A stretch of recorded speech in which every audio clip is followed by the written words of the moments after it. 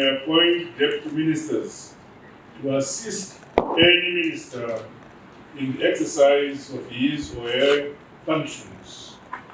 And whereas in terms of subsection 6 of section 104 of the Constitution, before taking office, a deputy minister must take before the president the appropriate ministerial oath in the form set out in the third schedule.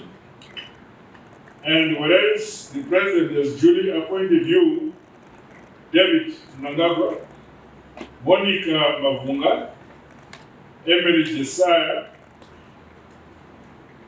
Levi Mashome, Jennifer Clara, Digimuzi Puti, Angeline Gata, Mes Dina, Yeukai Simbane Gabi, Vangelis Peter Tatos, Dennis Marapira, as deputy ministers of the government of Zimbabwe.